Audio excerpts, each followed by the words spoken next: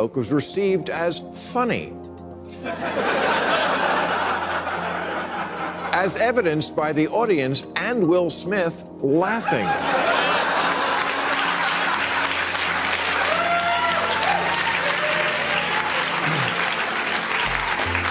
And this is the moment where we got to see a live-action, real-time encapsulation of how cancel culture works.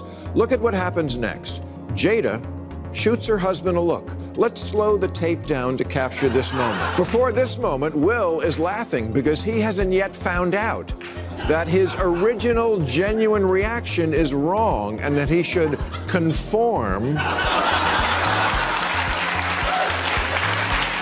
Bill Maher's rubbing salt deep into the wound after Will Smith's infamous Oscar slap.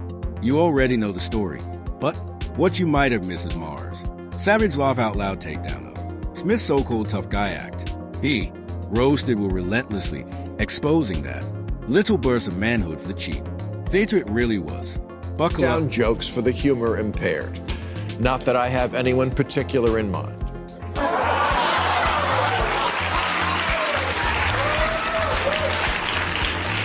Now, I know we're all sick of talking about the slap, but I'm sorry, one more thing needs to be said. Comedians have been under attack for quite some time, and I need to stick up for my tribe. This war on jokes must end.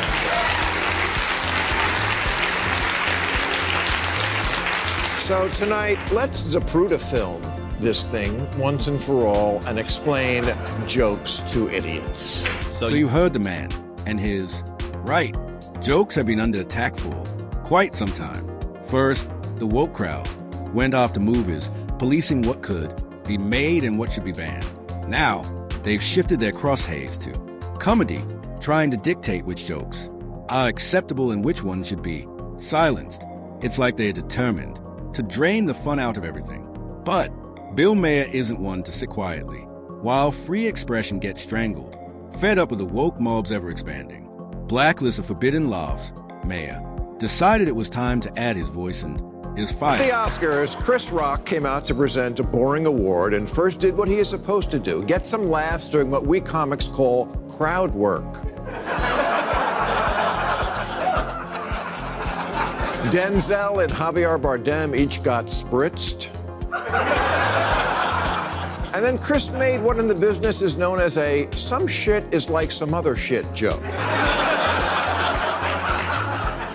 He said to Jada Smith, "Jada can't wait for G.I. Jane 2, recalling the late 90s movie starring Demi Moore.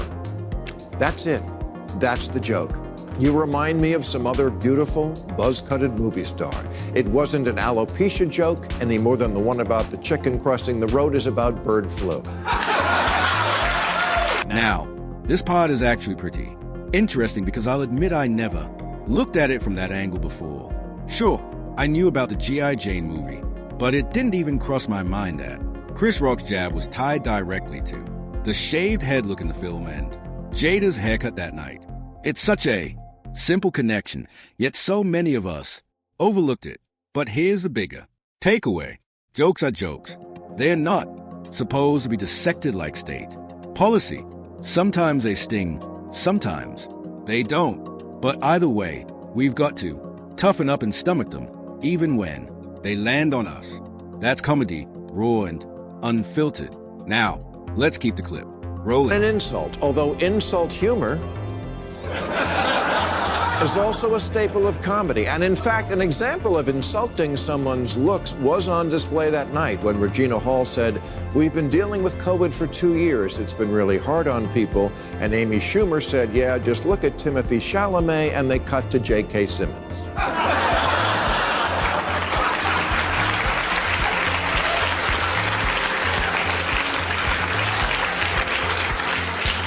Who made a face a lot like the one Jada would make later on.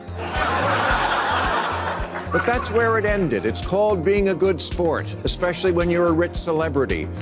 Let the common people take the piss out of you for one stinking minute. And that they've turned into open hunting, ground where comedians and hosts take aim at rich, powerful celebrities. It's almost expected.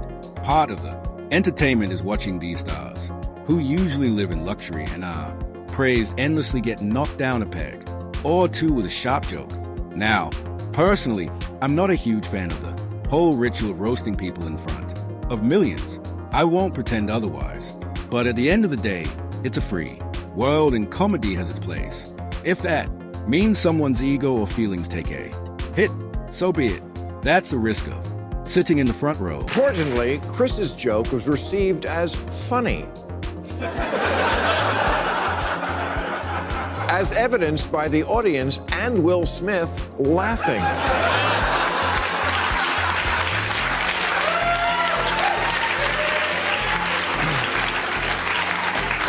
And this is the moment where we got to see a live-action, real-time encapsulation of how cancel culture works.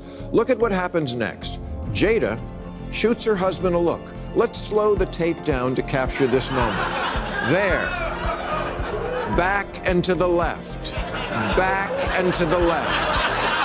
Back and to the left. So here's the part that really confounds everyone. Will Smith actually laughed at Chris Rock's jab about his wife, at least at first. But the second Jada shot him that icy glare, his whole demeanor flipped, and we all know what happened next. That split-second shift tells you everything about the dynamic between Hollywood and the woke crowd. Deep down, a lot of celebrities don't truly buy into every woke cause they parade around. But just like Smith caving under pressure, they are coerced into compliance. Unspoken threat looms large. Step out of line, lose your reputation, maybe even your career. It's not conviction driving. It's fear.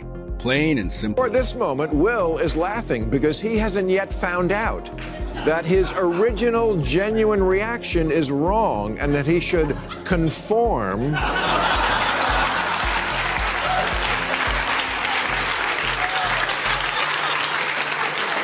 to a different view. And he's the one who's being manly? I've seen the same syndrome happen in comedy clubs. Woke hecklers who literally have to wait for the laughter to die down before they yell, "That's not funny!" Will Smith might have thought in that split-second decision that the manly thing to do was to stand up for his wife and show the world he wouldn't tolerate any insult directed at. On the surface, that might sound noble, but when you look closer, it was anything but. What unfolded on that Oscar stage was less about courage and more about capitulation. Real masculinity isn't about throwing a slap on live television. It's about standing firm in your convictions, even when the pressure is on. Instead, Smith abandoned his own initial reaction, laughing at the joke and bent to the icy disapproval of his wife. That single glare rewrote his script, and in an instant, he conformed. The result, what was framed